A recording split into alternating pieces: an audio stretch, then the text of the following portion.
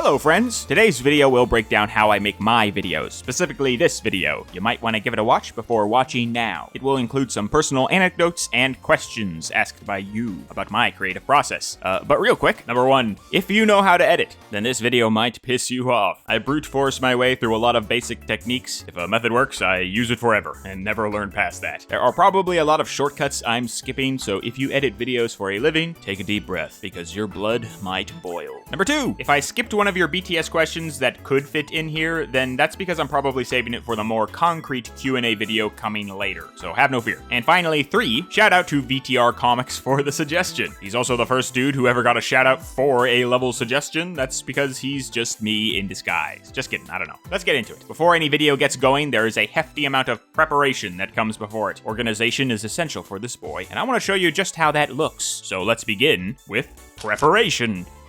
Why choose Crisis City in the first place? Well, Crisis City is part 3 in this hypothetical trilogy. I compared Kingdom Valley last year without PO6, did a first impressions on the Big P itself, and I'm now tackling my next 06 comparison with the Big P by my side. So this was a big one for me. For choosing what comes next, I follow this schedule I made in my first PSA video. Small stages, Mystic Cave, are followed by individual stages, Arid Sands, and then finally the big comparisons, Crisis City. Once I complete these, I'm typically so exhausted that I want to start with something small again, like this behind the scenes video. Just kidding. You bet your ass I accidentally took what was supposed to be an unscripted chill fest and turned it into a 1-hour project. Why, Adam, why? On top of my 3 vid method, I do have a large schedule on a spreadsheet, color-coded and organized, which you can see here. Organization and lists are a big part of my life. That's gonna come up a lot. As you can see, I have game tags, comparison tags, release dates, and yellow highlights for the level-specific videos. This helpful table just tells me how long my productions took between each project. I've got tags made up for all the other games too, comparison guarantees, so you know you'll get these, and a whole list of potentials that I pick and choose from, which you will never get to see. Is Sonic Schoolhouse in there? Could be. Once I know the level I'm doing, I will make my project folder. Again, I like to make things easy to follow, so I number all my episodes. CC being 11, 10 technically if you don't count the Windmill Isle bonus. I will then drag my project template folder into the new work folder, which has all my separators. Now I got immediate places to save anything I make.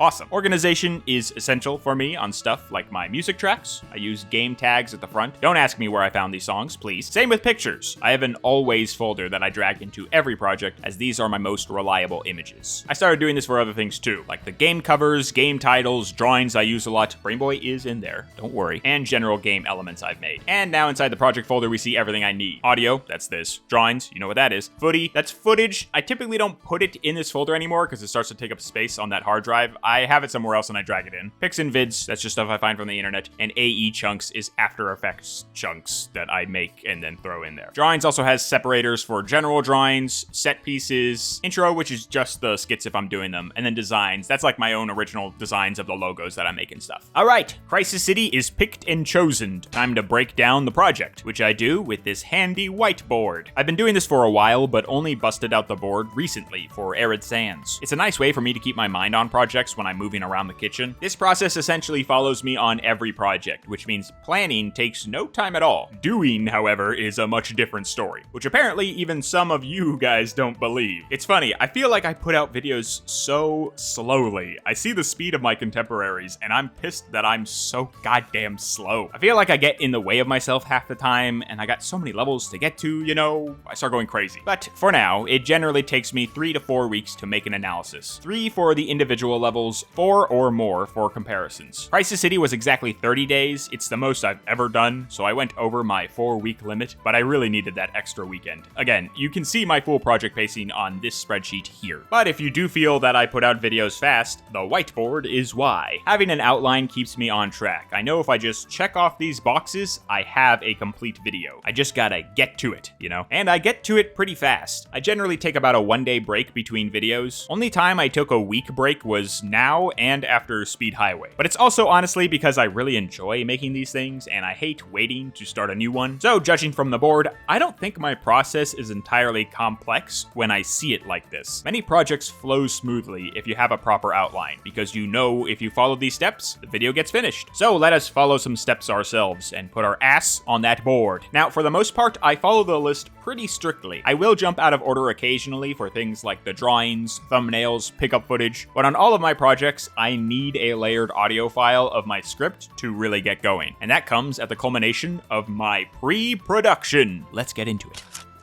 First up on the board, grabbing footage, or Footy as it's known in academic circles. To do this, I use an Elgato HD60X, and I capture from my own consoles, typically Xbox 360s or the Xbox Series X, using backwards compatibility. For PO6, I recorded from my desktop using Shadowplay. I know this question also asked about capturing DS footage, and I would love to know that as well, because I have no idea how. I use a DSi XL to play Sonic Rush, if that's any consideration. Please save me. Alright, I'll always start with the original game to help me recognize things when I record the Gens remix, and typically I do both in the same video file. Sunset Heights was like that. Crisis City was a little different because I grabbed some footy from my 06 replay, which I had made earlier, as well as my S-rank attempts I tried after finishing those campaigns. I did that all way back in March. Same with recording my Gens footage, and I honestly used most of it to make the video, with pickups coming way later. Someone's using a leaf blower outside my window. That's so cool. I'm gonna kill myself. Now, in terms of actual filming, I don't do as many replays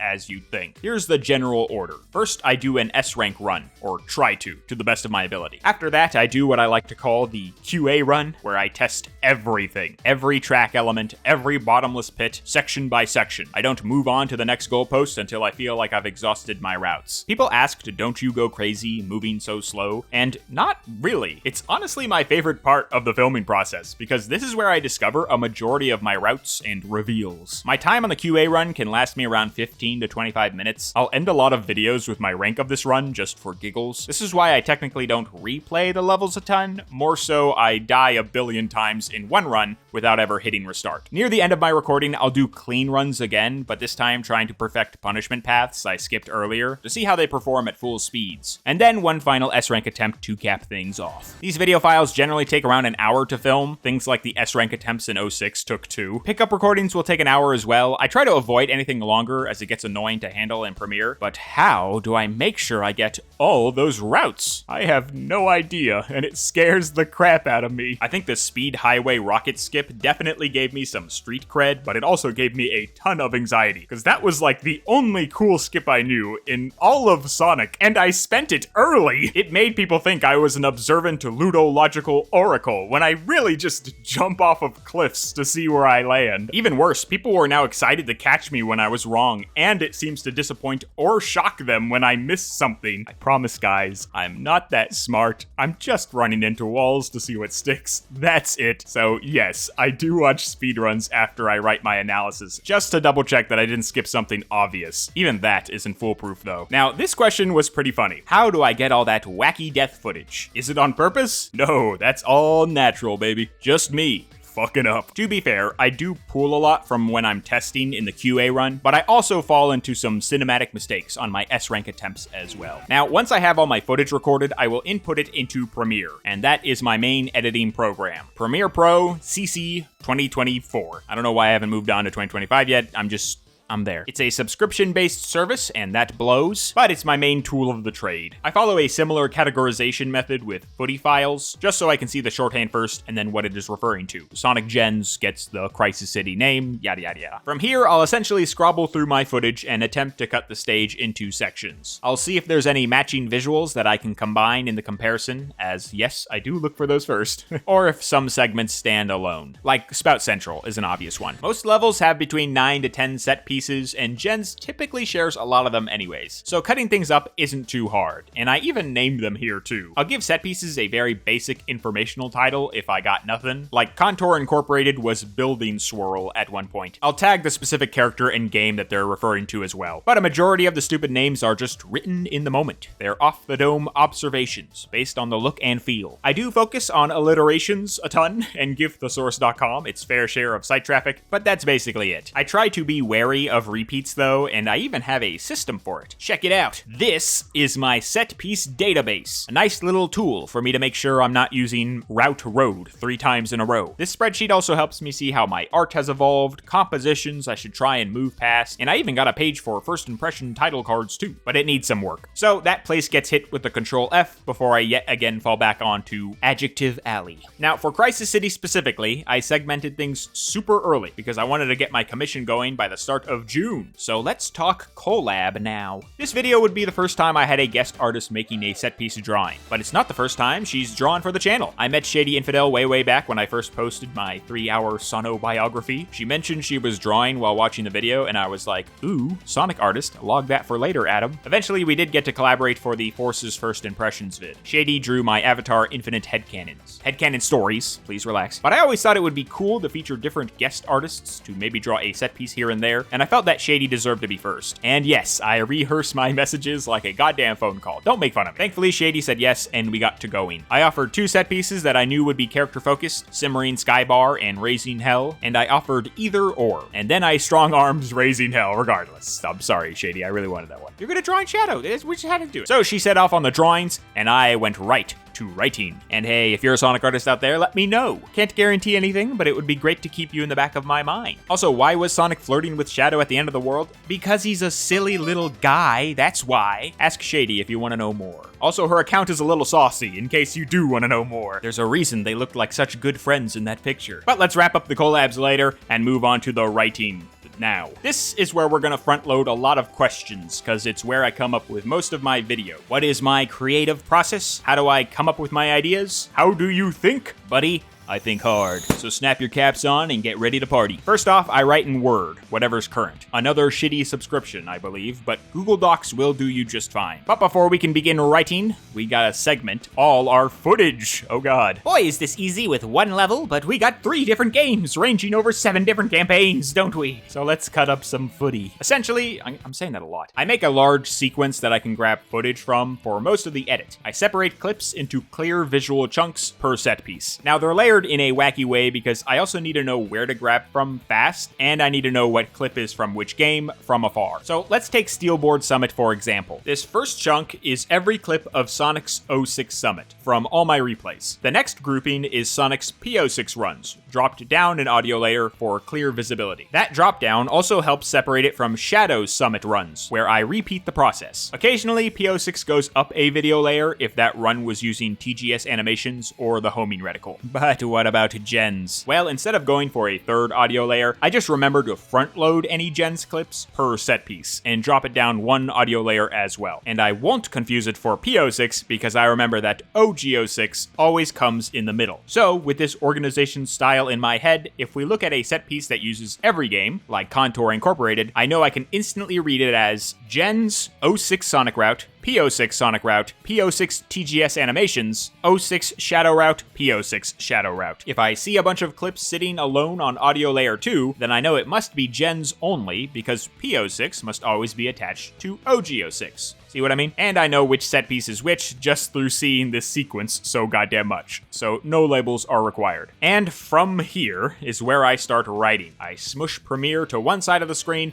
and lay Word on the other. And this is where I must reveal to you that I edit all my videos on 1 monitor. I've been this way all my life. I'm so sorry. Essentially, every video you watch is constructed on this right corner of my screen. 6 by 10 inches, that's all I got. Moving on, how do I write? A big question, got a lot on that one. So first off, I tackle my core analysis first and save my bookends, the intro and conclusion, for later. Then I'll really just scrabble through the footage and write what I see, which means no, I don't write or analyze anything during the actual filming. It's all rewatches in Premiere. I will try and remember my general emotions during recordings and then look for answers for them in the footage. Good example is Skyscraper Scamper. Always freaked out at that interceptor chase because I thought it was hard, only to slow down the footage and realize that the bomb placements were super easy, which led me to the belief that the game scared me through the lighting rather than the actual track, and then I wrote around that. That's how I notice details. If you're wondering how to do it yourself, I recommend just filming some gameplay and slowing it down. Watch the camera and observe what you reacted to. you, and why. And if it's subjective, bring that into your writing. That's the good stuff. The technical analysis of Unleashed has been written before I even got here. I instead just focus on what my weird brain latches onto. And I think that's what makes it fun for viewers, because it's fun to look through other people's brains. So that's how I make like 99% of my observations. I am no genius. I promise you could do this better than me. And whenever I get stuck, I just write as plainly as possible and move on. It's a very brute force approach. A lot of my first drafts are, and then this happened, and then this happened. I'll try and inject as much personality as I can. Sometimes it comes naturally, if I'm in the zone. A video like Mystic Cave I wrote in like 2 days, because I was just nailing the tone in the moment. But on larger comparisons, I know rewrites are coming regardless, so I just try and get what I can on the page no matter what. But hey, let's get fun and answer some specific writing/creative questions. When do I determine when a set piece starts or ends? Generally, I follow the goalposts, unless there's an obvious visual dominating the scene, like the Lone Lane Lineway in Speed Highway. And the cinematography doesn't come naturally for me on a first run, but the vibes do, and I look for answers in the footage. But for more mechanics-heavy sections like District Destruction, it might require going back in and replaying. How do I tell a story around a set piece? I'm gonna assume you mean like analytically and not the skits. First, I plan out where it starts and ends. Then I focus on what it's trying to make the player feel. For more obvious visual set pieces, how is the gameplay accomplishing this feeling? For more technical ones, how is that chunk of gameplay functioning with the rest of the level? Finally, I tie it back in with the main theme the stage is trying to convey. Let's use Steelboard Summit as an example. Has a very obvious start and end. It starts when the level starts and ends at the loading screen. It features a lot of cinematics, obviously. The gameplay, though, is pretty automated, which means the focus is more on the scene than the controls, which therefore upholds the action movie motif that I'm trying to assert in the video. So now I can write about how Steelboard Summit is succeeding in selling that vibe and where it fails in its mechanics. How do I section off the 06 campaigns in a concise order? Most important part is to not confuse the viewer. I know coming from me, that's a bit of a joke, but it's a huge priority. Therefore, I try and inch every hedgehog along together to the best of my ability. Following something from start to finish is the easiest way to understand it, so I always want to have a feeling of progression moving along with each campaign. Everyone should start at the start of the video and should hit the goal ring at the end. If I talk about Shadow hitting the end in the middle of the video and then talk about his journey in the middle at the end of it, people are just not going to know where we are. How much time does it take to analyze one segment? First pass can take me about 1 to 2 hours. Same with second pass and rewrite, so maybe like 3 to 5 hours in total over the course of a week. Brute forcing helps a lot to cut down that first pass though. In that case, I can get it done in like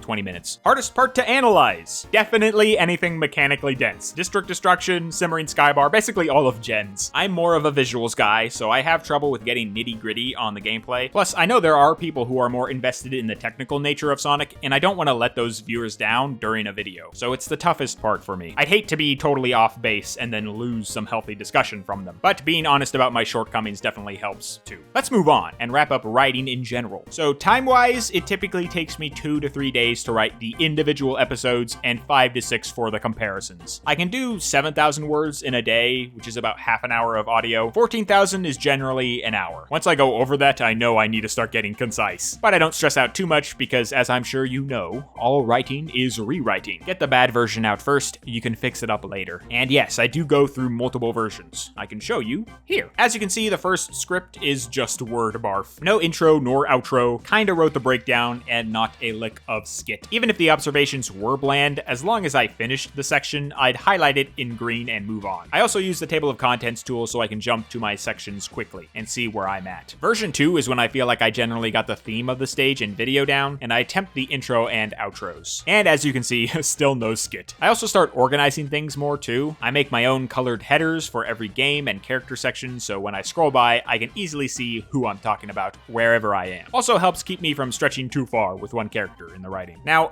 at this point, this is probably day 5 or 6 in pre-production. I was getting a little stir-crazy in my writing. I can't begin my editing until the voice lines are there, and I can't record without my script. So I jumped the gun a little bit and recorded everything I had in version 2, believing it was my final script. So let's talk voiceover. VO day. A tough day, but a fun day, because I drink a lot of coffee. I'm sure you can tell. Program-wise, I record all my audio in Audacity with an old Yeti mic in a small recording studio, aka my office. Much better than my old office, aka my bedroom. I have a pop filter, which does not hook onto my new desk, which means it leans onto the mic, which means it does not work. This is my jank-ass setup, and I'm literally using it right now.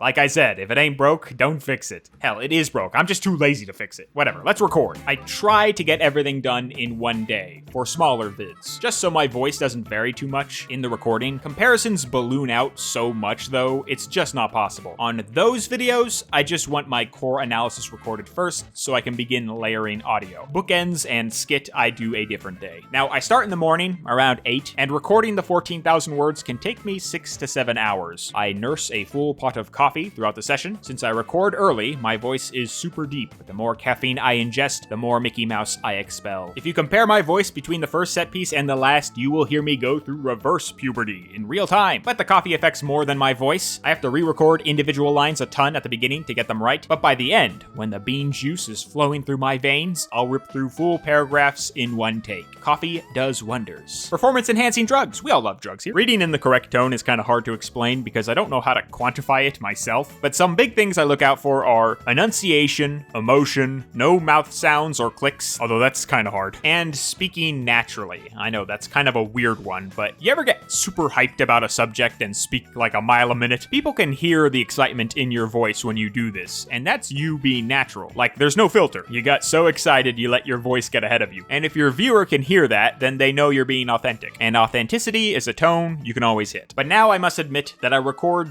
weird, I think. So I don't just hit record and leave it on. I end the recording after each and every line, and I just keep adding to the track over and over, which means none of my recordings have real outtakes. If I make a mistake, I just delete the recording that second and try again. I will specifically make different inflections of lines just so I can decide later if I want to switch up the tone of a paragraph. So like, here's an example of how I do it. The road curves and drops. The road curves and drops. The road curves and drops. Finish the 3 takes, then delete the mistake, and then you move on. I'll also remove pauses in between to squish the audio together. Finally, when the whole session is finished, I will hit the entire file with a default compressor and export it as a WAV, which means we can immediately move on to voiceover layering. This job is very tedious, but I'm insane about my timing. Now, I construct that spaced out voiceover specifically for this part of the project, because I'll take every individual line and manually layer it into the audio track. Pick my fave from the 3 attempts, and repeat the process. This is kinda insane, I'm sure, but I'm so fucking psychotic about my timing. Literally. I will zoom all the way in and snip off single frames to make a line sound tighter, and I do that on every single take that I layer in, which means the finished audio layer will look like this. To me, there's a specific rhythm to Ajakes videos that I want to follow, so the viewer never gets bored. This is also crucial to my jokes. Dare I say, it's kind of my crutch for like 90% of my humor. In my brain, there's a specific time where you need to cut a line to make it funny, and I don't even know where it is, but it's in there somewhere, and I gotta find it. Layering the audio like this will also help me when layering in footage later, because I'll have a clear start and stop point to snap my clips to. If I say, the road curves then falls, I know when I find that, where to exactly throw it in fast. But yeah, that's my layering process. And from there, I just start adding the footage, right? If only I wasn't me, because something felt off and it was tearing me apart. So immediately I knew I gotta cut and shorten this thing. Even without intro, outro, breakdown, or skit, it was already an hour and 5 minutes. Plus, I knew I had rushed things in the script anyways, and I felt I could summarize things a lot better. This is typically when I rename the sequence old lines and start dragging down what I think could be cut into a lower audio layer. And during that, I'll return to my script and highlight those sections in yellow, which reminds me that this was cut and it needs to be fixed. Periodically, I'll delete the bottom layer to see how long my new audio is with the cuts. So, this looks like I'm going crazy, right? Well, congratulations! We now get to jump to the most manic part of the whiteboard.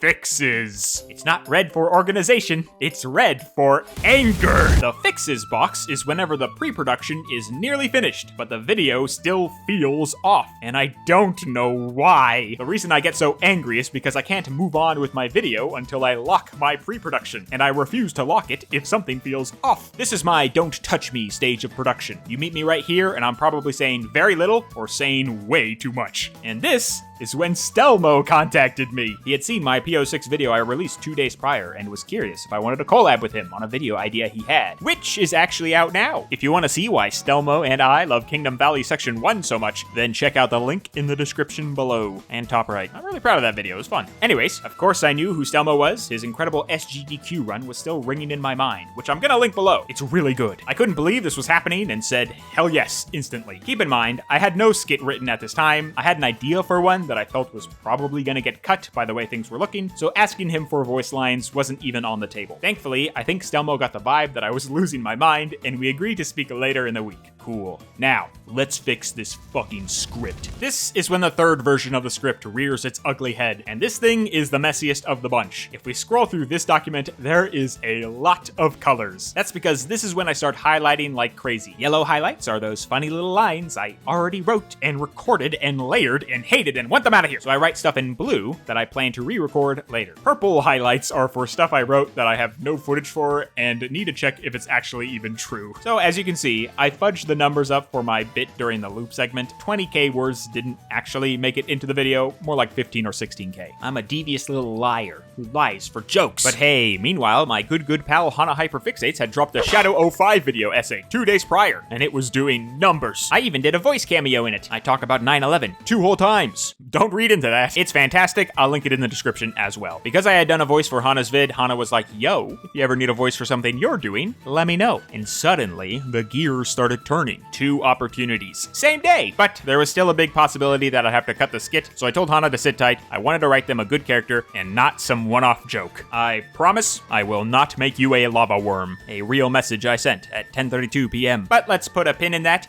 and fix this fucking script. I tried a new thing on Crisis City, where I made these little summary boxes to explain things as best I could, and then looked at all of them to piece something together. I knew 06 was an action film, but I couldn't figure out how Generations folded into that, until I finally realized it doesn't at all. It's going for its own thing. And once that clicked into place, I wrote everything you saw in blue, and things finally felt right. Now I can write my bookends proper, and that goes pretty quickly. As I said before, the bookends are my intro and outro, or conclusion specifically. I saved them for last because I want to inspect the whole level first before I come up with my thesis for the stage. My intro, or what I just label with the stage name in the description, is a high energy sales pitch of the video and the stage. It's crazy, wild, grabs the viewer and tells them the info fast, trying to make up for my previous mistakes. I want to get them excited even if they hate the level. Now my conclusion, I treat more like I'm defending my client during a trial. I culminate every point, appeal to emotion, get subjective. I always like to pretend that this is someone's favorite level out there, and my job is to speak up for them. I also like to address my own critiques of the stage here too, but then explain how my appreciation might go beyond that. We saw this a bit in Arid Sands and Crisis City. And that's the bookends. It took me 2 days to finish up the final fixes, and with both the bookends done, I had a much healthier feeling on the script as a whole. I also completed my breakdown writing during this time too, minus any character interrupts. The following day, I recorded all my fixes and layered them all in immediately. And with the voiceover finally complete, the video was basically all set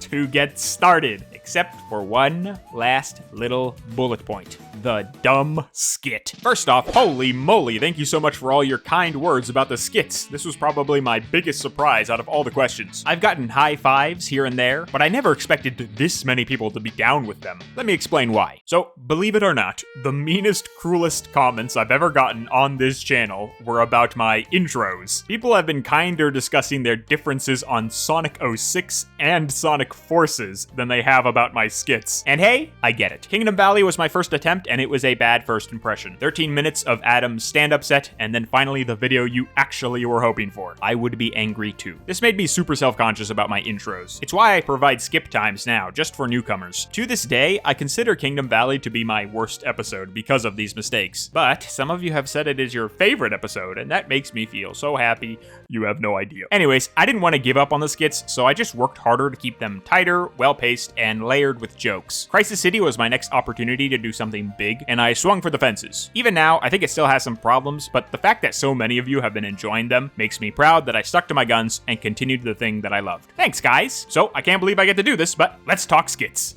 So my original idea way back was that Adam would somehow travel to a different timeline and find a businessman in Crisis City who refused to believe that the world had ended. The office setting was always intended, the businessman was always there, and I was gonna play him myself by just doing a deep voice. But you know who's got a great voice? Stelmo! I felt he could do well with the role and have some fun with it, so I wrote it specifically for him. I had not asked him yet, so it was kind of a gamble. Meanwhile, I told Hana I would not make them a giant lava worm. The reason I said that was because the worm was a one-off joke in my mind. Adam would ask about his replacement, and it would pan over to a giant lava worm. End of story. I don't even know if it had a line. I think it was literally supposed to say, "Hi Adam," and that's it. So I kind of got a rule for any collab. Characters, not cameos. Everyone deserves a chance to act, you know? Even if you got one line, I still want you to do something to the scene. I want you to land a joke. Plus, I want you to walk away from the experience feeling like that's your character. Like the waiter in Windmill Isle is I Has No Tomatoes' character, who he will always get a voice. And I want you to exist in the world too. Like the waiter is referenced in a set piece drawing, and I even snuck him into Sunset Heights. He's the guy who was supposed to replace Brian. I named him Kyle. I should have ran that by you. Sorry, buddy. Kyle was supposed to again be hidden in Crisis City as Employee of the Month on some plaque. But that was one of many background gags that I forgot.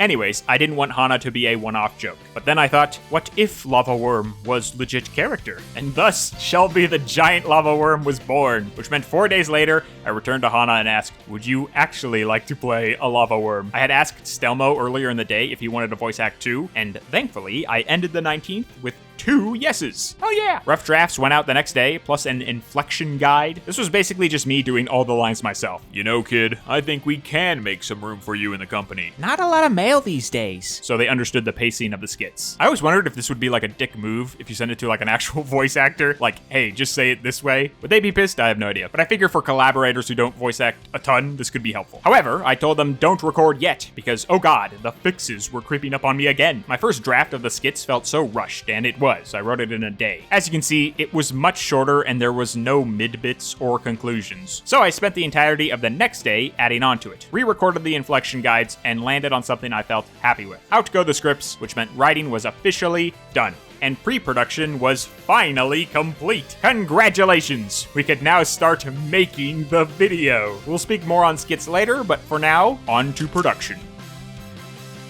Production began on the 21st of June, and it always starts rough, because we can't move forward without layering in the footy. Welcome to my homework. I dread this part the most in the whole production. Fixes makes me angry, but layering the footy makes me bored out of my mind. It's the only part of the project that takes long because I have no patience. Essentially, with my audio all layered correctly, I would now listen to each line and bring in footage that I would use to edit with later. This typically takes 2 to 3 days. I've gotten it done on one insane work day before, but I hate this section so much, it typically drags on. It's homework. It's incredibly boring, but it's gotta get done. So sometimes I'll spice things in between with the drawings. I draw in Photoshop CC 2024 with a bamboo pen and tablet that is probably older than some of you watching, which means all my drawings are made on a size pretty similar to my editing window, like half a sheet of paper. It doesn't even have a screen. It's a goddamn plastic dinner plate. The drawings themselves were born out of my 3-hour Sonic video I made first. I had created a little character to illustrate any personal stories, and I felt the analyses should have a similar sketchy style, so I just used him again. This is supposed to be a hedgehog, by the way, proven only by his long nose and pointy ears. That's it. I don't blame you for thinking it's my fursona. Maybe it technically is? I don't know. I just don't want to go to jail, okay? Anyways, it was an art style I had invented for that first Sonic video, and one I've kept ever since. Specifically because I wanted something I can draw very fast all the time. It's just this person shape with triangles and lines. Very malleable too. The ears and hair I found are great for exaggerating expressions. Anything that is readable and can convey information fast, that's what I generally stick with. But within the drawings list, I began with the skits first, or what I wrote as intro. This is the first time that the intro got its own square, because it was so involved. I probably spent like a full week just drawing those damn frames. It's hard to name a favorite part of this process because it's so tedious,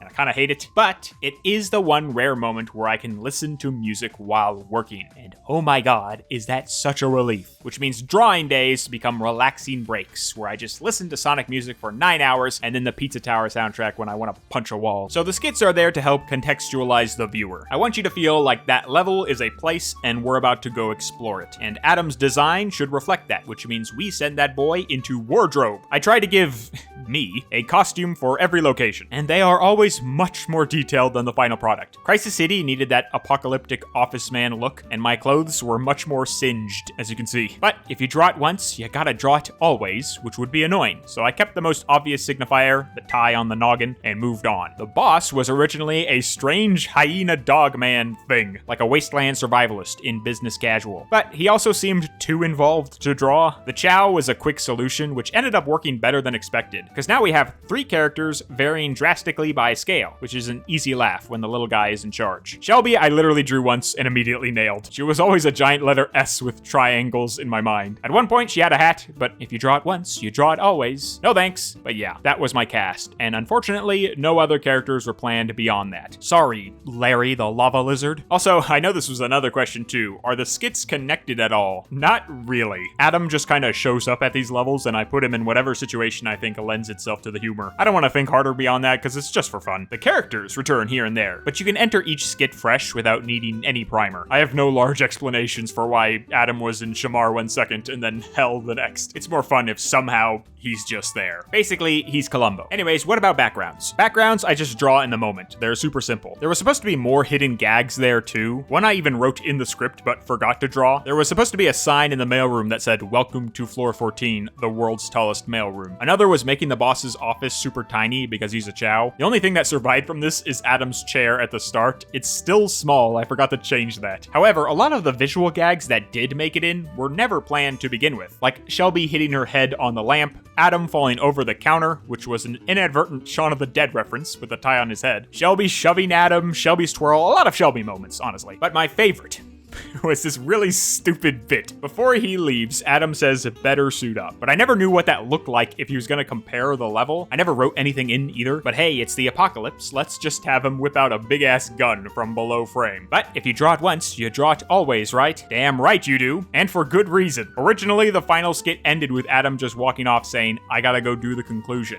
And that was it. But it felt so underwhelming and kinda sad. However, if we get the gun to the end, we can have it fire off screen and make everyone think that Adam ended himself. In fact, let's make Adam literally say that so it works in both contexts. And Chekhov's gun, right? If you introduce a gun, it's gotta go off. It's not really it, but you know what I mean. Well, instead, let's have it go off every time we introduce a character, which also helps us cut right to our mid-bits when they occur. In fact, making Adam hold the gun constantly adds some visual comedy itself. He takes the phone with the gun, he opens a letter with the gun, and he keeps pointing it at everyone. I love it, and it all stemmed from this stupid 1 second visual gag that wasn't even that funny to begin with.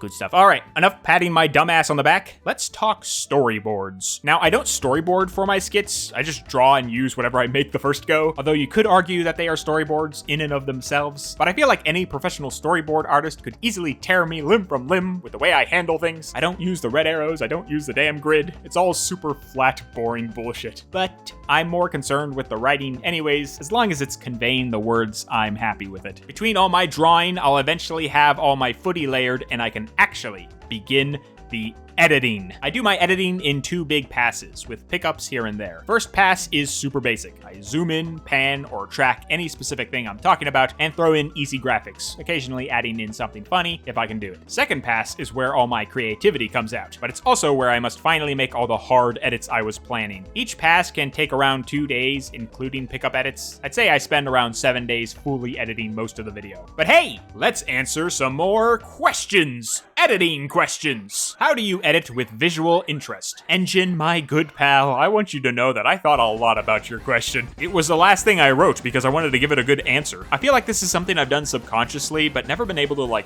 put to paper. So I compiled a small, quick list of things that I think add to visual interest. First off, visual flow. These probably all have real names, I'm just making things up. Anyways, visual flow. Since the footage is primarily there to instruct, readability is a big thing for me. I generally try to keep things feeling continuous, which means I will cross-dissolve clips that share the same motion. This is easy to do in Sonic games because Sonic uses a lot of the same animations. I know if he balls up, I can have him ball out in any other location of any game, just by focusing on that circle. Continuous shots are the easiest to impress with too, because they're digestible. Simply put, they're pretty obvious and they look cool. Like, people commented on this edit in Rooftop Run. That's not hard, it's literally just a single cut between 2 clips, but it feels impressive because the footage between them is so so fluid. It looks continuous. Visual structure, another big subconscious one. If you're building up to a point in your script, don't show it early in the footage. 3 examples in Kingdom Valley. The drainage dive set piece only completes the twist when I speak about it at the end of my paragraph. Same with when I talk about how good the castle looks later in the level. I even blur it early so it doesn't ruin my reveal. Finally, I wanted to symbolize how the waterfall is grand and majestic, so I hold off on showing it until the end. Structuring like this, I think, can help land your points a lot harder. Level videos have a linear progression, so I kind of have a cheat code in that regard, but I wanted to at least mention it. Eye tracking. I break this rule kinda a lot. But if you're talking about something at the top right, don't immediately start talking about something at the bottom left in the same frame without some visual assistance. Like, imagine if I said this. Shadow's forward path has a lot of enemies, and his boost gauge is full all the time. Think of where you just left the viewer, and help them over to your next point. Or if you're directing a viewer to look at a specific area, put your next info in the same spot. If I drew a circle here and I'm pointing out the robots, that's where I put my text. You can also do this to hide cuts too. I wonder if anyone ever caught this one, but Avatar's rail grind is just 2 runs spliced together. The thing is, you're looking at Avatar, so you don't notice the ring counter change. Clever little trick. And I actually do this a lot if you inspect the rings in my footage. You are the frame. People do this without even thinking about it when they edit, because it just feels natural. Move the frames like it's a vessel for your emotion. Slow zooms are for staring, fast zooms are for surprises, shakes are anger, you pull back the picture when you're ashamed or in disbelief, you twist it when you feel crazy. This is more stylistic rather than essential, so it's up to you. Speak through motion. Kinda tied to the last, but I'm talking about your actual gameplay now. Try and connect your voiceover with the movements of your character. If you're saying a line, try to have Sonic pantomime the syllables. Examples: high tension street skipping on the geometry of capital L levels. Or try stopping him to emphasize a point. Still layer in a lot of surprises. Going fast was fun, wasn't it? But exploit your footage. Again, tied with the last, but find opportunities in your footage for fun edits. Don't even plan for it, just see what you find in post. Entrance gate shoots up, so we'll have Adam do the same. Level select opens box, let's place something in it. The so in Speed Highway is a perfect example. The joke was supposed to be me pausing right when Sonic got hit, but when I saw the circle of rings, I found my opportunity and made that the joke instead. Mirror your tone. So put my intros and conclusions side by side. Do you see how different they move? That's because intros are my fast and crazy sell. Conclusions are my emotional finishers. Structure your scenes in a way that reflects your speech. I'm hyped at the start, and I want to reminisce at the end. More erratic cuts here, longer shots here. See what I mean? Finally, stop the flashbangs. This is just kindness to the viewer. Be careful of cutting right before an explosion or a large visual effect within your footage. A millisecond of difference can disorient the viewer, so try and shave off things like that. I used this beta footage of SA1 in Speed Highway, but the camera flashes kept throwing me off, so I cut each one for our own sanity. I want you to be watching my screen, not closing your eyes. Those are just a couple of my ideas. I guarantee you there's going to be more that pop into my mind after I put this out, but I want to point out that all of these things are very small and very simple. I'm not teaching you anything new. However, if you employ these little details, I do think it'll have a good subconscious effect on your viewers. These are not all edits you specifically notice with your eyes, they're edits you feel with your brain. And when you build up a bunch of little details like this, I think that's how you broadly create visual interest. Thank you, engine. That was a good one. How do you animate your graphics? I'm just gonna interpret this as like my pictures. Someone asked what programs I use in my editing software. I don't have any specific plugins, but I use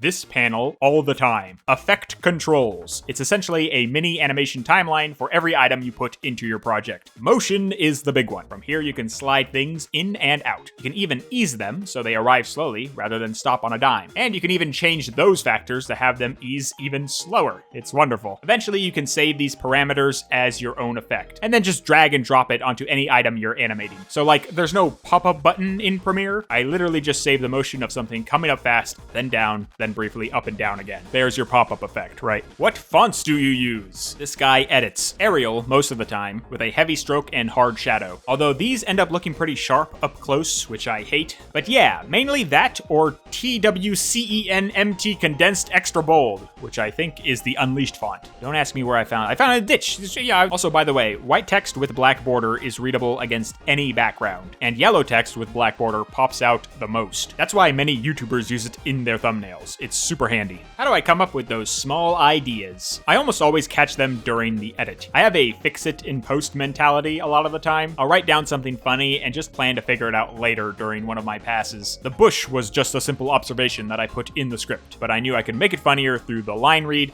and the edit. Edits are never written into the script, I just kind of make them up on the spot, which constitutes a lot of my small ideas, you know? Hey, leaf blower's back, you know what that means. Alright, you know the story of the skits, now let's get more nitty gritty. My first draft went by a little too fast. Characters felt like they were responding to me rather than having anything going on themselves. Shelby's fix was easy. I brought out more of her inner lava worm by letting her yap about eating corpses, phones, and storing stuff in her intestines. A fun juxtaposition with Hana's cheerful voice. The boss was harder. I always envisioned him as a bit of a wacko behind his reputable persona, but I focused more on him being diligent to a fault. Like, he can't leave things hanging. He has to clean up his office and always give Adam his last notice in person, because he's respectable. That's how he does it. Another big part of my skit writing is layering jokes and tying together moments so I can attempt to make every line matter. I try to. And a lot of these kind of come out of nowhere. Like, for example, I wanted the boss to be at the breakdown. What are you even doing down here? But he's not in the mailroom.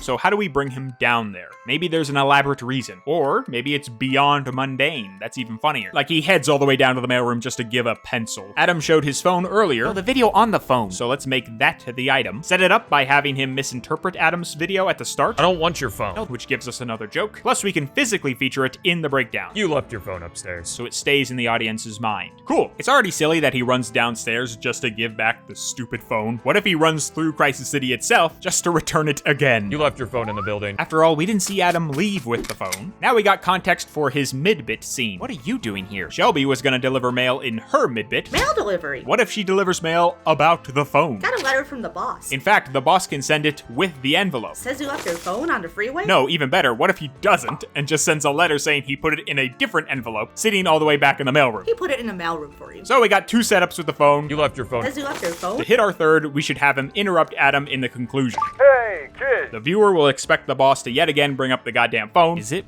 my phone? But we have a subversion. No. And he's instead talking about Silver's phone. It's Silver's phone. And let's set that up by mentioning Silver during the breakdown. He used to work here. And let's pay off the joke about him not knowing who Blaze is What was her name? Shadow? by having him misinterpret the lock screen. Whoever Shadow is, she is gonna be pissed. Okay, but if he's calling Adam, where do we put Adam's phone? Let's tie it in with Shelby eating things. I'm gonna eat all your pictures. And put it in her stomach. Did you eat my phone? Why did she eat it? Let's have Shelby say that the mailroom sank into lava during her mid-bit. It did, yeah. And since we know Shelby is willing to eat anything from the intro, all those bodies and it's not even lunch yet. we can imply Shelby ate the phone. Well, you left it out. And now we got our phone joke. Found it under the fridge. Threaded throughout the story, If you stop leaving your things out. spiderwebbing a bunch of tiny gags in the process. Let me prove my worth. All that stemming from one quick little line. You left your phone upstairs. Is it funny?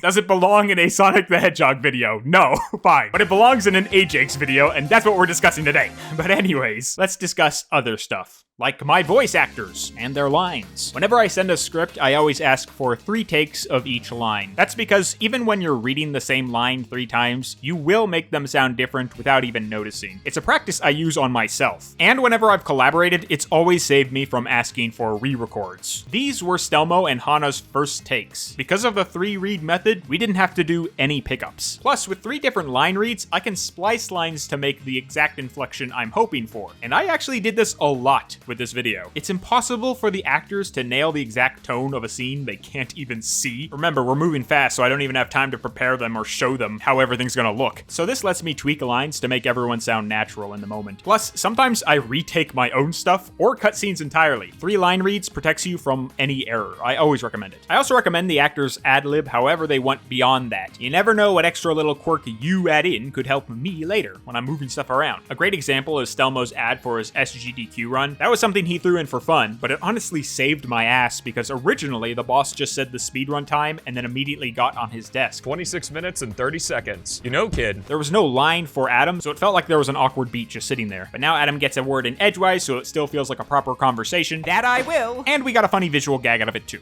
Okay, so that's good. Someone asked if I'd ever bring in more people to do guest voices, and I'd love to. That sounds awesome. There's always some room in the skits, right? Even in the tiny intros for the individual episodes, there's still an opportunity to land some funny lines. My workflow is just very slow, so it's hard to guarantee things. I have people in mind for levels I know I'm not gonna hit until like end of next year, and who knows what can change between then. So I try not to ask early to avoid, coming back later and saying this actually got changed. Now, finally, let's talk animating, and boy do I say that in air quotes. So I will admit, admit, I can do this in a smarter way. I just love drawing in Photoshop, so I do it from there. And by that, I mean I just draw every single individual frame and then put the pictures next to each other in Premiere. That's it. It's beyond basic. If anything, it's beyond backwards. You should not do it like this. But animating with Premiere's effect controls is something I'm very used to. This lets me make a lot of my own camera movements easily, panning, zooming, shaking the office when the building falls down. Sometimes I'll draw frames on transparent backgrounds, which lets me move the limbs more fluidly through the effect controls in Premiere. Stuff like the boss in the lava was done like that too. The biggest issue you run into is that you cannot test your motion in the moment. You're just guessing how things will look until you layer them in a week later. For me, I should probably layer them in the moment. But stuff always needs fixing. I think a lot of animators can notice how choppy and stiff my motion is, and this is a big reason why. But also, I don't like animating. I like writing. I just want the shapes to tell my jokes. That's my biggest priority. If I can squeeze some funny visuals out, I'll do my best, but goofs and gaffs are number one for me. However, even with all my animating belly aching, I still love the final product. It's the part I rewatch on like all my vids. Writing scenes in a loosely animated form has always been a big passion for me, and layering these skits into the level videos has been a wonderful excuse for that. The very first Sonic thing I did when I got back into the franchise last year was animate 2 scenes from a robot Sonic AU I made as a kid. It led to my 3-hour Sonic video, which led to the level videos, which finally let me make skits again. I still want to come back to Metropolis. I think about it all the time. A lot of my skit style is borrowed from these scenes, as is Adam's design, which I just ripped right from my little robot man. Sorry, buddy, I drew you all the time. That's why I needed help. Maybe one day I can find some time to return, pump out some really shorter stuff. I would love to get some voice actors in there too to re-record what I have. But the most important part is that I get to make skits again, and that's because of you guys. So thanks for being so receptive and letting these level videos get a bit more creative. And hey, if you hate them, you can always skip right past them. These numbers represent a time that you can go to not see it. There's even a button down below. It says level analysis. You only have to press it once, and it'll take you right past the skits. I promise. You don't need to yell at me, please. I can go on about this stuff forever, but there's more behind 2 scenes. So let's take a wide turn over to the breakdown. Let's break that down, yo. This is not difficult. Yet again, just tedious. I learn things best visually. That's why drawing and pointing things out are a big part of these videos. So I wanted to showcase the character splits in 06, how I would understand them the easiest, with visuals. Essentially, I have the entire breakdown written beforehand, and I see the movements in my mind when I look at the Sonic Retro maps. All I need to really do is draw the sketchy maps myself and animate the icons, which takes up most of the time. This is also a nice way to have other characters talk without me having to animate them, which means I can have Shelby and the boss crack jokes for free. To draw these maps themselves, I really just pull from Sonic Retro and trace over them. I'll find a clear base to start with. For Crisis City, I had many options: mail, business paper, legal pads, but I eventually landed on this continuous stationery. Then I draw the map and fill it in with color. Sometimes the Sonic Retro maps are a little funky, like with Skyscraper here. In those cases, I just work from my brain and my clips to make something more clear. Same with the city part 2. I couldn't find a map of that outline, so I just faked it in Photoshop with other chunks and then drew on top of that. Meanwhile, I'll also go back and film some pickups for things I talked about but don't have footage for. This is when I shoot to edit, or purposefully play to get specific shots rather than pulling them from my original Footy. This doesn't take too long, thankfully, and I'm all prepped for the next pass. Congratulations! We made it to the best part, editing pass 2. This is by far my favorite portion of the entire process. It's when I get to take an active, workable scene and see how many extra jokes I can cram into it. But this is also when I attempt my larger edits, like moving the stills. These might look impressive, but they're honestly done in the most brute force way. I cut the images into pieces in Photoshop and then reconstruct them in Premiere. That's it. I know where all the pieces land, which means I can throw them around willy-nilly. It's like a multi-plane camera that doesn't showcase depth at all, which means it's not that at all. It just has layers. In terms of removing things without making it obvious, I use content-aware fill. This was introduced to Photoshop back in 2010, and I've used it all my life. It's the easiest magic trick in the book because it looks so official when all you're really doing is hitting a button. This can get pretty smudgy at times, so be sure to lasso wide with the whole picture in view before you use it. Within Premiere, I just use the standard motion effects I always do, and the basic 3D effect. Another very easy magic trick. Lets you tilt and swivel anything with keyframes, which means I can spin parts of the image around and put it back in place all I want. It's Great, try it. So those level suggestion stills are all just moving pieces on a grouping of layers. That's how I do it. But hey, let's move on to box number After Effects. So any editor worth their salt probably can assume this by the way I edit, but I hate After Effects. I try to keep everything in-house. I only go there if I have to because it confuses me and I'm too lazy to learn it. I'm too lazy to learn a lot of things. If I did, maybe I wouldn't give the editors watching this a heart attack, but it's too late now. So this is mainly used for my write-on effect. Whenever I draw on your screen in real time, I'll take an image of my screen, although you can do this with live footage too, bring it into AE and paint over it with write-on activated, which will gradually fill in the keyframes down below. You can adjust those however you want. Then I make sure to paint on transparent, export it as a QuickTime with alpha so it stays transparent, and then just bring it into Premiere and overlay it. From here, I'll add things like the alpha glow, because Premiere doesn't have a dedicated stroke effect, but After Effects does, I know, or drop shadow so it stands out. I use this for all my icon routes on the breakdowns too. And that's After Effects, but what the hell is the annoying square sitting underneath it? Okay, so this should honestly not be under After Effects as it's an entirely separate thing. Occasionally, during my editing passes, I'll think of a big fun edit I want to make, but I know it could take me an hour or two. Recognizing that I'm currently in the zone, I'll file it as annoying in my brain and tell myself, I'll get to that later. And then later comes on annoying day. Truthfully, they're not awful. They're just very involved. And I know achieving what I see in my mind is gonna take a lot of work. Stuff like the skyscraper scamper ending, the Crisis City initial shot, speed highway cityscape. I know I want them, but like, take a deep breath because it ain't gonna be easy. Another piece of the annoying edits is the new music sections. This is annoying just because I don't know anything about music. I'm making everything up and I feel like an idiot. But also, I gotta time everything appropriately and make sure you hear game audio, music tracks, proper transitions, and my dumb voice, all in like 1 minute. And that's not even accounting for the visuals. But yes, it is very vibe-based. I don't even know the instruments they're using half the time. I generally try to express my feelings during different areas of the song and tie that into when they might appear in the level. So those are the annoying edits. This is still better than layering the damn footage, by the way. Whew, that part sucks. Finally, drawing in general. General drawings are the little pictures that show up during the video, typically over the footage. Some are drawings I made for previous videos, like Adam Love and Game Feel. Adam Love Game Feel. But I always try to come up with some new stuff to make the episode its own. These can be really quick or really involved, like the infinite drawing in Sunset Heights, but it's so worth it. The DoorDash bag, oh, so good. After all that work, I'm getting close to my rough draft. Therefore, it's time to put the finishing touches in post-production.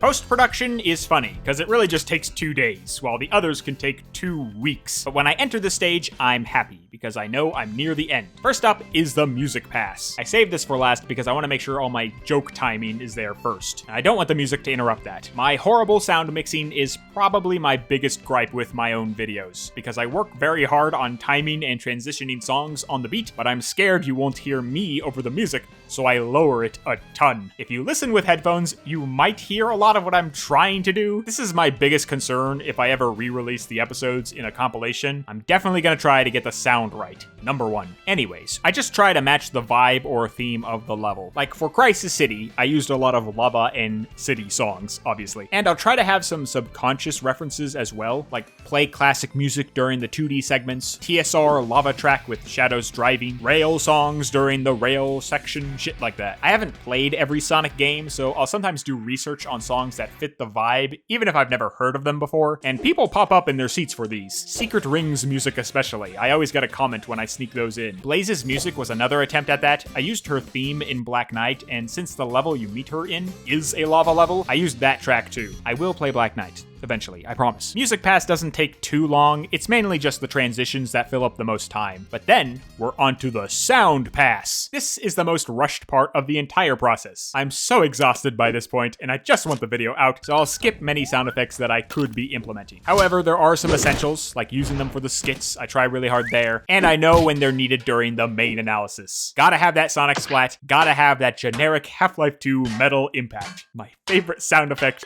ever. But yeah, this takes like a third of the day. Music, maybe half. Like I said, once sound editing comes in, I can see the ending. Now there is one part of the board that has been missing for a while in this discussion, and that is the set piece drawings. This is another part that gets rushed super fast, believe it or not. I try to get loose sketches done early, but I'm almost always getting them done the day before. My goal during production is to just get something down that I can build upon later, but it's so hard, I get so busy. I'll doodle something when I have free time at night, and I'll even edit them in early, even if they're not finished, just so I don't interrupt my video flow. And then the day before I post, I just refine and color in as fast as I can. So I'd say I draw all these in like 2 days. My biggest mistake was introducing color. Why the hell did I do that? Oh god, why? I hate coloring. I hate coloring so much, I hate it. I try to keep some black and white, just so I can use that as an excuse if I don't color in the future. Ugh, it's the worst. But I will admit, I love how they look in the end, especially in my set piece database. I like how levels are now having a single color associated with them, like Mystic Cave or Arid Sands. That's awesome. For Crisis City, it was hard because I was always coloring in the fire,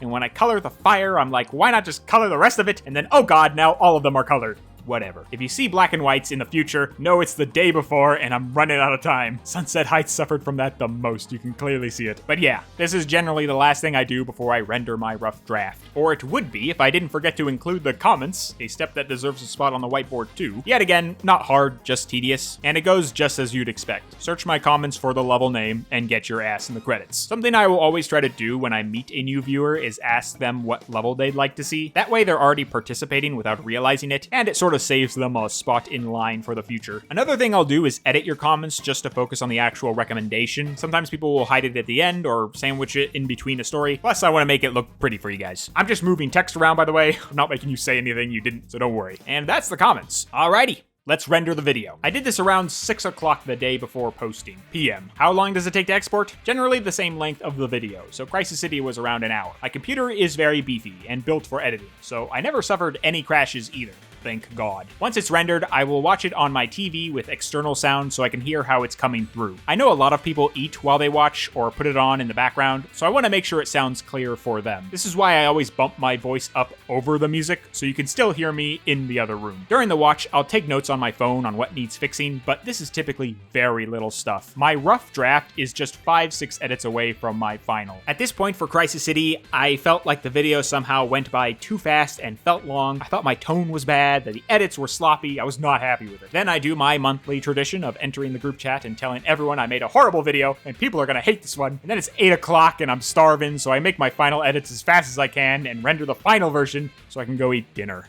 I love making these things. Thankfully, my upload speeds are great, so I can get it on YouTube fast. If collaborators are awake, I'll send it to them early and be like, hey, this is going up in 12 hours, enjoy. But I do create a rough draft of just their skits and send it to them earlier so they can still at least see their part before it goes up. Otherwise, I still have more work to do in the morning, so I'll go to sleep as soon as I can. But hey, next day, posting day. I'll just write down all my social text on a text file and then fill out the video timestamps and description. If I can, I'll watch the YouTube version with headphones, but most of the time, I still need to make my thumbnail. Another rushed portion. Like the set pieces, I try and get the bones of the thumbnail in before post day, but I'm doing a majority of the work that morning. And the thought process for the thumbnail is very simple. Just take wide shots, bump up the contrast, and draw red arrows. Finding the specific shots is always a chore. Plus, I'll typically cut out pieces of the picture to change the specific values. It can get pretty tedious. I used to have the red arrows indicate my thesis, but these days, I just make them big and pointy. Like I said, I'm running out of time around now, and I just want the video off my hands. However, I will cut out Sonic and fuck up his contrast spectacularly. If you ever zoom in on those images, my boy is deep fried. And then I literally save 3 different JPEGs, if I'm lucky, slot them into test and compare, and just hit post. I never hold off on scheduling a video. Once every part of it is complete, I immediately put it out there that instant. First impressions, I'll try and schedule as they dovetail into comparisons, but almost every level video is posted right when I finish the whiteboard that morning. If you're in the comments when the video goes up, know that I just crawled out of Photoshop. Then I make my shitty social posts and wait for the comments to roll in. And then I try to respond to as many as I can that day, because honestly, I think it's really fun. I like hyping people up. It's really exciting. I've said before, I make these videos so I can talk shop about Sonic with a lot of you guys, so responding is not hard for me and I enjoy it. If you do leave longer comments on that first day, keep doing what you're doing. I love it. Seriously. Do not change. Just know that if you see me talking to other people, I promise I'm not ignoring you. I take long comments in waves because I want to digest what you're saying and respond appropriately. And the shorter comments I can respond to in like half a second. That's when people are memeing or just getting excited. So just sit tight. I never let the paragraphs go by the wayside. And even if I just hit you with a heart, I promise I still read every single comment that I get. Always. And then typically I respond to comments the next day, and then the day after that I start recording footage for the next video. And then we repeat the process. But this time on a much smaller level. Oh yes. And that is my creative process. And I want to end with a couple of things. 1. Don't go this hard. It's no way to run a successful channel. It's a lot of overkill for videos that are way too long and come out very infrequently. The algorithm will not reward you for your efforts. My reward is talking to you guys, so I'm happy with the results. But if you're just starting off, following this kind of schedule can easily burn you out before YouTube even gives you the time of day. Instead, work smart, not hard. Learn some shortcuts and don't get lost in the sauce of the project. Unless it's a personal video, then do your thing. 2. I have no special sauce, in my eyes. Maybe there's an Adam aspect that Adam himself can't quantify, but in a practical sense, there is no secret skill set here that you couldn't learn yourself. Most of my edits are just moving pictures around. A lot of my writing is just typing basic observations and fixing them later. I mess up my recordings a lot, and I just do them again. AKA, I use very basic techniques that you learn pretty early in any of these practices. So don't let complexity scare you. Oftentimes, you can get what you need done through very simple means. And finally, 3. Have fun with it. I know all of this might seem insanely exhausting, but I love making videos. There are difficulties in between, I can't lie about that, but I'm proud I made something entertaining. I love the process, I love the release, I love the product. If you have fun with it, you'll find that your enjoyment pushes past the difficulties, and videos will get made regardless, because you can't help it. At the end of the day, you only need to make videos for one person, and that's you. If you do that, you will always succeed in anything you make. So have fun with it, and make something you're excited to share with yourself. And that is how we will leave things today. I hope you were able to learn something from this behind the scenes. I honestly thought this video was going to be a cakewalk, but it ended up being a much more involved process. Or I made it one, let's be honest. I recorded an unscripted version, got 3 hours in, and gave up. I think I just need a script.